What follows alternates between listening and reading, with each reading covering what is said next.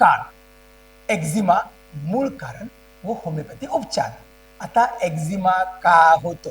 आपल्या शरीरामध्ये एक त्वचेला बॅरियर म्हणजे एक प्रोटेक्शनचा लेअर असतो, तो कमजोर होतो. आपली प्रतिकारशक्ती ओव्हर रिॲक्ट होते तेव्हा, आणि काय होणार? सूज येते, खाज येते, लालसरपणा होतो. आता हे का होतं? कारण की तुमच्या बॉडीचा स्ट्रेस वाढतो. स्ट्रेस वाढल्यावर काय होणार? मी नेहमी सांगतो, तुमचा बॉडीचा हार्मोन जो असतो कॉर्टिसॉल वाढणार, बॉडीमध्ये इम्बॅलन्स होतो, आणि आमच्या डॉक्टरी भाषेमध्ये याला नंतर एक्झिमामध्ये होतो फ्लेअरअप. फ्लेअरअप म्हणजे वाढणार. मग हे का होतं? असे कोणते ट्रिगर्स आहेत, असे कोणते कारण आहेत ज्यामुळे एक्झिमा वाढतो? सगळ्यात महत्वाचं कारण म्हणजे धूळ, अयोग्य साबण, साबणामधले केमिकल्स, महत्वाचं म्हणजे ताण आणि हवामानामध्ये बदल.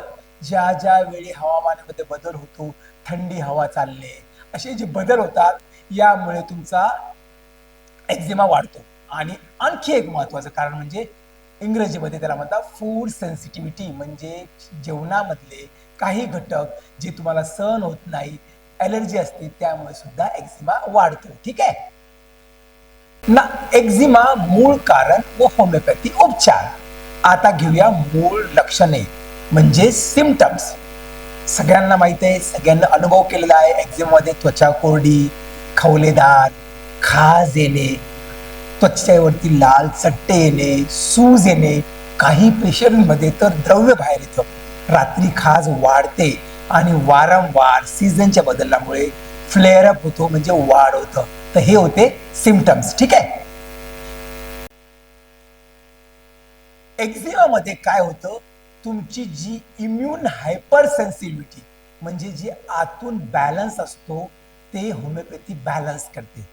आणि तुमची जी फ्लेअरअप किंवा जी एक्झिमा वाढण्याची जी क्षमता असते, जी इंटेन्सिटी असते, ती ताकद आहे होमिओपॅथीमध्ये कमी करण्याची. आणि तुमचा जो स्किन बॅरियर आहे त्याला मजबूत करते होमिओपॅथी. आणि दीर्घकाळ, लॉंग टर्म आणि परत परत न येणे, ही आहे होमिओपॅथीची ताकद एक्झिमा बरं करण्यामध्ये. ओके. या एक्झिमामध्ये ॲडवाइस किंवा guidance to the patient. Skin care advice. अगोदर योग्य होमिओपॅथिक स्किन केअर डॉक्टरचा संपर्क करायचा आहे. तुम्ही जे साबण वापरताय, तुम्ही जे परफ्युम्स वापरताय, ते माइल्ड पाहिजे, किंवा फ्रेग्रन्सवाले तर वापरायचेच नाही. No perfumes. Free cleanser, fragrance free cleanser वापरायचे. आणि सगळ्यात महत्त्वाचं रोज मॉइश्चरायझर. स्पेशल मी नेहमी सांगतो माझ्या पेशंट्सला, आंघोळीनंतर मॉइश्चरायझर वापरायचे. आंघोळ केल्यानंतर बऱ्याच लोकांना वाटतं की मी आंघोळ केलेली आहे, पण नाही.